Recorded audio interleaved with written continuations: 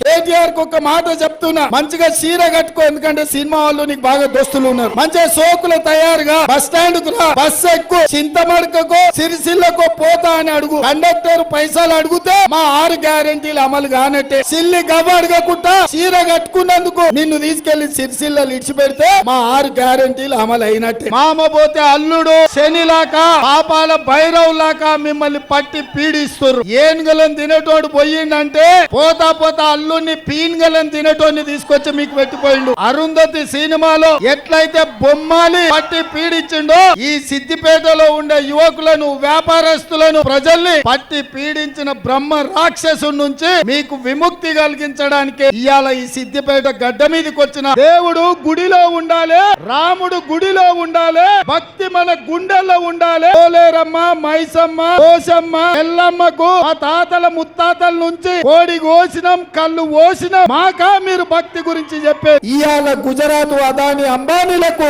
ఈ దేశాన్ని తాకట్టు పెట్టి రిజర్వేషన్లను రద్దు చేయాలన్న ఆలోచన చేస్తూ ఈ విశ్వేశ్వరరెడ్డి బొట్లో కత్తి పెట్టుకొని తిరుగుతున్నాడు. గెలిచి నెంబడే ఎస్సీ, ఎస్టీ, బీసీ రిజర్వేషన్లు రద్దు చేసి నరేంద్ర మోడీకి అండగా నిలబడాలని చూస్తున్నాడు. టిఆర్ఎస్ ను పొందబెట్టి ఓర్ల వడగొట్టి బొక్కలు కొట్టినాం.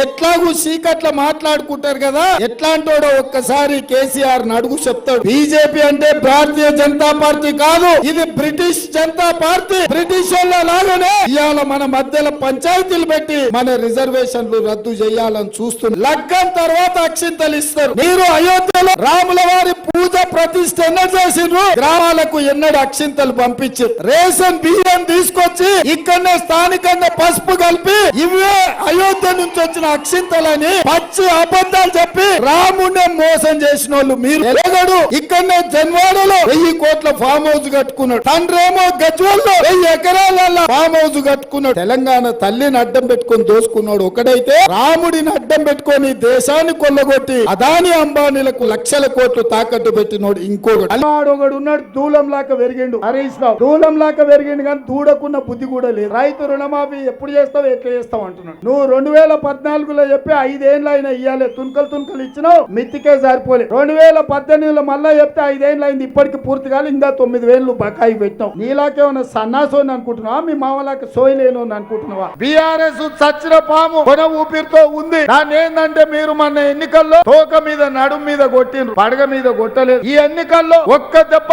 పడగ మీద కొడితే శాశ్వతంగా ఈ కాలనాగు యొక్క పీడ విరగడవుతుంది. కష్టంతో వచ్చిన ప్రభుత్వాన్ని ఎవడన్నా కూలగొడతాడంటే మీరు ఊరుకుంటారా? ఒక్కడొక్కరిని లాగుల తొండలిచ్చి మీరు కొట్టారా? ఎవడని ప్రభుత్వం జోలికి వస్తే ఈ ప్రభుత్వం వైపు కన్నెత్తి చూస్తే మా కాంగ్రెస్ పార్టీ కార్యకర్తలు గ్రామాల తండాలలో, గూడాలలో, మారుమూల పల్లెల్లో దొరికినట్టు లాగుల తొండలిచ్చి కొడతారన్న నమ్మకం, విశ్వాసం నాకున్నది. ఎవడి ప్రభుత్వాన్ని ఈంచు కూడా కదిలించలేరు. డిసెంబర్ లో జరిగినవి సెమీఫైనల్స్ లో పిల్ల రంగాలను ఓడించడం, రేపు ఫైనల్స్ జరగబోతున్నాయి. ఫైనల్స్ లో మనం బీజేపీని ఓడించాలి. కారు ఖరాబ్ అయ్యి షెడ్డు పోయింది అంటుండు, కార్ఖానా నుంచి మళ్ళా వాపసు రాదది, తూకానికి అమ్మాల్సింది. ఎందుకంటే అది అనుం చెడ్డది, ఇంకా ఉపయోగం లేదు. అందుకే ఇలా కార్ఖానకు పోయిన కారు అక్కడి నుంచి జుమ్మరాద్ బజార్ లో తూకానికి అమ్మాల్సిందే, వాపసు వచ్చేది లేదు. తిక్కలోడు తిరణాలకు పోతేనంట ఎక్కనిక దిగనికనే సరిపోయిందంట, చేసింది ఏమి లేదంట, చూసింది ఏంది లేదంట. బిడ్డ అట్లా ఇట్లా రాలేదు. ఆదిలాబాద్ నుంచి అలంపూర్ వరకు పాదయాత్రలు చేసి నల్లమల అడవు నుంచి తొక్కుకుంటూ వచ్చిన 10 ఏళ్ల కుర్చీలో ఉంటాం. కేసీఆర్ దొర కాదు, అమిత్ షా దొర కాదు, గూడెం నగేష్ కూడా ఒక దొరనే. 11 అయితే గాని కిందికి దిగడు. పేదవాళ్ళు ఆదివాసులు పోయి చేయి కలిపితే ఎంబడే చేతి దస్తి పెట్టి తూడ్చుకుంటాడు. ఆనాడు నిజాం దగ్గర కాసిం రిజ్వీ ఎట్లనో ఈ చంద్రశేఖర్ రావు, హరీష్ రావు దగ్గర కాసిం రిజ్వీ లాక ఈ వెంకట్రామరెడ్డి మీ జీవితాలతో చెలగాటం ఆడినోడు కాదా? ఇవాళ ఈ సిద్దిపేటకు పట్టిన చీడ పీడ కేసీఆర్, హరీష్ రావులు ఇవాళ మామ అల్లుళ్ళు చెప్తారు, మా మామ సాతిముత్యం, నేను ఆనిముత్యం అని. ఈ సిద్దిపేటకు పట్టిన శని, ఈ శనీశ్వరరావును పాతాళానికి తొక్కే బాధ్యత నాది. 15 ఆగస్టు నాడు ఈ దేశానికి స్వాతంత్రం వచ్చింది. 15 ఆగస్టు ఆగస్టు నాడు ఈ శనీశ్వరరావు నుంచి ఈ సిద్దిపేటకు కూడా స్వతంత్రం రాబోతుంది. ఈ దోపిడీలో కొడుకు కోడలు ఉన్నారు, బిడ్డ అల్లుడు ఉన్నారు. చంద్రశేఖర్ రావుకేమో వయసు మీద పడ్డది. అందుకే తలా ఓ దిక్కు తలా ఓ జైల్లో ఉంటే బాగుండదు. తప్పకుండా శర్లపల్లి జైల్లో డబుల్ బెడ్రూమ్ ఇల్లు కట్టిస్తా. పొంకనాల పోసిగానికి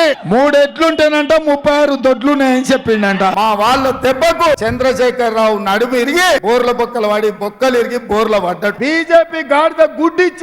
వరంగల్ లో కాజిపేట రైల్వే కోచ్ ఫ్యాక్టరీ అడిగితే బీజేపీ ఏమిచ్చింది? ITIR కారిడార్ మనం అడిగితే BJP ఏమిచ్చింది?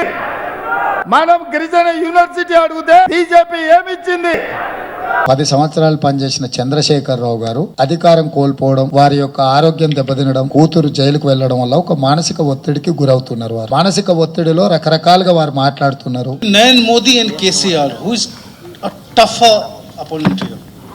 For politics or for corruption?